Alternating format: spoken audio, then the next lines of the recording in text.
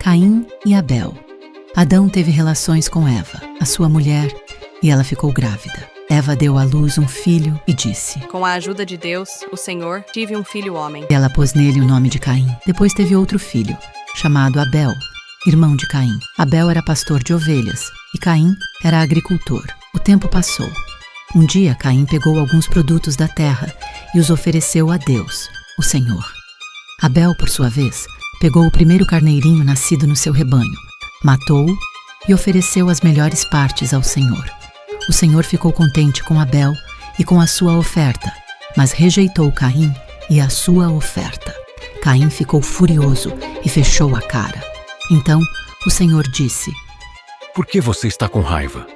Por que anda carrancudo? Se tivesse feito o que é certo, você estaria sorrindo.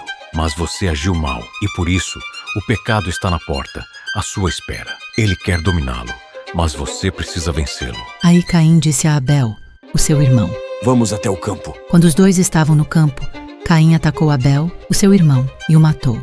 Mais tarde o Senhor perguntou a Caim: Onde está Abel, o seu irmão? Não sei. Por acaso eu sou o guarda do meu irmão? Então Deus disse: Por que você fez isso? Da terra, o sangue do seu irmão está gritando, pedindo vingança. Por isso, você será amaldiçoado e não poderá mais cultivar a terra. Pois, quando você matou o seu irmão, a terra abriu a boca para beber o sangue dele. Quando você preparar a terra para plantar, ela não produzirá nada. Você vai andar pelo mundo sempre fugindo. Caim disse a Deus, o Senhor: Eu não vou poder aguentar esse castigo tão pesado. Hoje tu estás me expulsando desta terra. Terei de andar pelo mundo sempre fugindo e me escondendo da tua presença. E qualquer pessoa que me encontrar vai querer me matar. Mas o Senhor respondeu: Isso não vai acontecer, pois, se alguém matar você, serão mortas 7 pessoas da família dele, como vingança. Em seguida, o Senhor pôs um sinal em Caim para que, se alguém o encontrasse, não o matasse. Então Caim saiu da presença do Senhor e foi morar na região de Nod, que fica a leste do Éden. Os descendentes de Caim. Caim e a sua mulher tiveram um filho e lhe deram o nome de Enoque. Mais tarde, Caim construiu uma cidade e a chamou de Enoque, o nome do seu filho. Enoque foi pai de Irade, que foi pai de Meujael, que foi pai de Metusael, que foi pai de Lameque. Lameque teve 2 mulheres. Uma delas se chamava Ada e a outra, Zilá. Ada teve um filho chamado Jabal, que foi o antepassado dos que criam gado e vivem em barracas. Jabal tinha um irmão chamado Jubal, que foi o antepassado de todos os músicos que tocam lira e flauta. Zilá, por sua vez, teve um filho chamado Tubal-Caim, que era ferreiro e fazia objetos de bronze e de ferro. Tubal-Caim tinha uma irmã chamada Naama. Certo dia, Lameque disse às suas mulheres: Ada e Zilá, escutem-me. Mulheres de Lameque, marquem bem o que eu digo. Matei um homem porque me feriu. Matei um moço porque me machucou. Se são mortas 7 pessoas para pagar pela morte de Caim, então, se alguém me matar, serão mortas 77 pessoas da família do assassino. 7 e Enos. Adão e a sua mulher tiveram outro filho. Ela disse: Deus me deu outro filho para ficar em lugar de Abel, que foi morto por Caim. E pôs nele o nome de Sete. Sete foi pai de um filho e o chamou de Enos. Foi nesse tempo que o nome Senhor começou a ser usado no culto de adoração a Deus. E aí, pessoal, tudo bem com vocês? Prontos para mais um mergulho aqui com a gente. Hoje a gente vai se aventurar lá no comecinho da humanidade, numa história que, bom, acho que todo mundo conhece, pelo menos já ouvi falar. Mas vamos uma olhada mais de perto, com calma, sabe? Através do texto que a gente separou aqui, a gente vai desvendar os detalhes da história de Caim e Abel. Isso aí. A gente vai voltar lá para Adão e Eva, entender as origens desses 2 irmãos e mergulhar a fundo nesta narrativa. É isso mesmo. A gente tem aqui trechos de um texto antigo que conta essa história desde o início. E o nosso objetivo aqui é bem simples. A gente quer entender os principais acontecimentos, o que rolou logo depois, as consequências, sabe? Sem pressa, vamos desvendando tudo juntos. Para começar, o texto já vai direto ao ponto, descrevendo o nascimento dos 2 irmãos. É interessante notar como Eva reage ao nascimento de Caim, né? Ela diz: com a ajuda de Deus, o Senhor tive um filho homem. Uma frase que já mostra uma conexão forte com o divino, né? Verdade. Uma percepção de que a vida humana está ligada a algo maior, uma força superior. E essa perspectiva, bom, a gente vai ver como ela evolui ao longo da história. Exatamente. E logo em seguida a gente descobre um nome, Caim.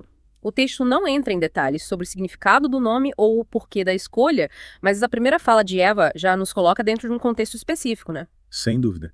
E depois, claro, nasce Abel, o irmão de Caim. E aqui a gente já vê uma diferença importante sendo estabelecida logo de cara.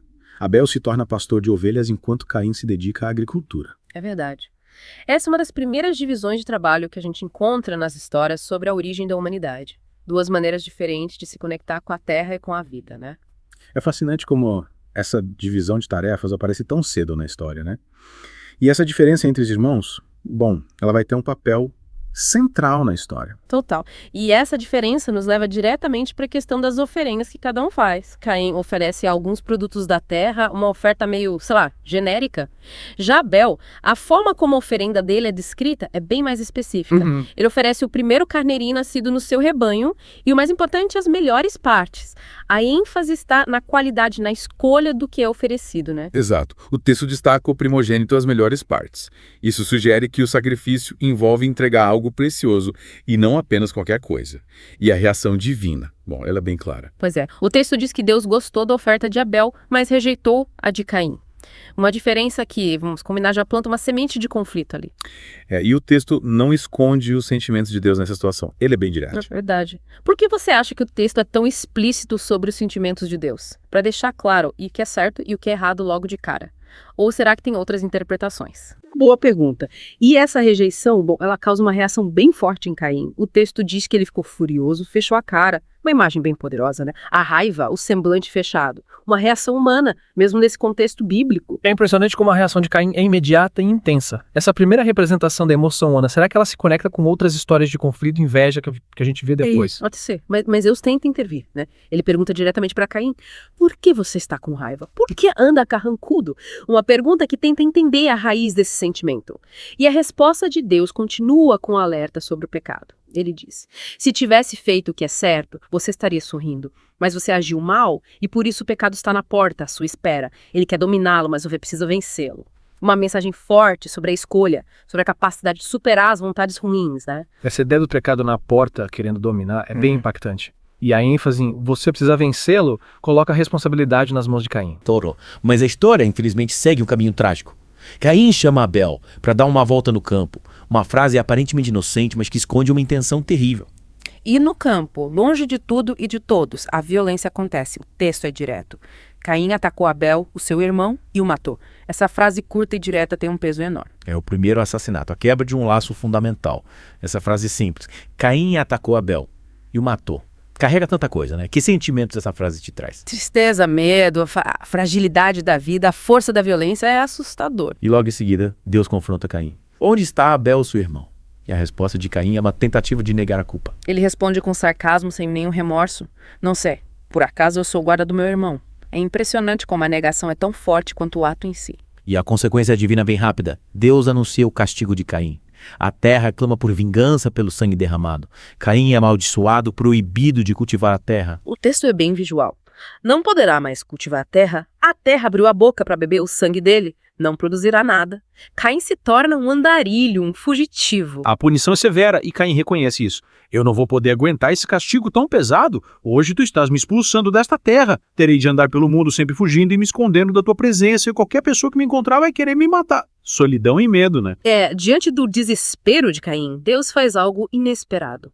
Apesar da maldição, ele oferece proteção. Isso não vai acontecer, pois se alguém matar você, serão mortas 7 pessoas da família dele como vingança. É um ato de misericórdia de alguma forma. Deus coloca um sinal em Caim para garantir essa proteção. Mesmo o assassino recebe um limite para a vingança divina, né? E Caim se afasta, vai para a região de Nod, a leste do Éden. A história continua. E a gente acompanha os descendentes de Caim. Ele tem um filho, Enoque, e constrói uma cidade com o nome do filho. Uma tentativa de criar raízes mesmo no exílio. O texto segue a linhagem de Caim, Irad, Meujael, Metusael, até chegar em Lameque. Lameque, que tem 2 esposas, Ada e Zilá. E a partir delas a gente vê o surgimento de novas atividades, novas culturas. Jabal, filho de Ada, é o ancestral dos criadores de gado, dos nômades. É incrível como a vida humana se diversifica tão rápido, mesmo depois do conflito inicial. E Jubal, irmão de Jabal, também filho de Ada, é considerado o pai da música, dos que tocam lira e flauta. A arte, a expressão musical surgindo nesse contexto. E Zilá tem um filho, Tubal-Caim, um ferreiro que trabalha com bronze e ferro. a tecnologia, a metalurgia entrando em cena. E tinha uma irmã, Namá. E Lameque, ele se gaba para suas esposas num poema. Ele matou um homem que o feriu, um jovem que o machucou. E a vingança que ele propõe é bem maior que a proteção que Deus deu para Caim. Ele diz que se 7 vidas seriam tomadas pela morte de Caim, 77 seriam tomadas pela sua. Uma espiral de violência que parece aumentar. Esse contraste com a ação divina inicial é muito forte. Parece que a justiça, a vingança, são entendidas de forma diferente pelas gerações seguintes. Uma escalada da violência. Depois da linhagem de Caim, a gente vê o nascimento de Sete. Evo veio como um substituto para Abel, que foi morto por Caim. Uma esperança de recomeço, uma nova linhagem. O próprio nome Sete carrega essa ideia de substituição, de continuidade. E Sete tem um filho, Enos. E nesse período, algo novo acontece na relação da humanidade com Deus. O texto diz: foi nesse tempo que o nome Senhor começou a ser usado no culto de adoração a Deus. Um marco, né? Uma prática religiosa mais definida, com reconhecimento do divino através do culto. A gente viu de tudo nessa história, né? O primeiro nascimento, a divisão do trabalho, a música, a metalurgia, a formalização da religião, o ciclo da desobediência, da violência, da punição, mas também da proteção e do recomeço. A gente viu o primeiro assassinato, movido por inveja ou raiva, e as consequências. Mas também vimos o julgamento divino, a proteção, o começo da sociedade humana, da cultura, tudo isso nesse texto. Uma história que nos faz pensar sobre a natureza humana, as consequências das nossas ações, a justiça, a busca por Deus. Com certeza. E essa escalada da violência que a gente vê em Lameque, será que ela faz parte da história humana? Ou a gente pode quebrar esse ciclo como vemos com Sete e o surgimento do culto a Deus? Ótima pergunta para a gente refletir.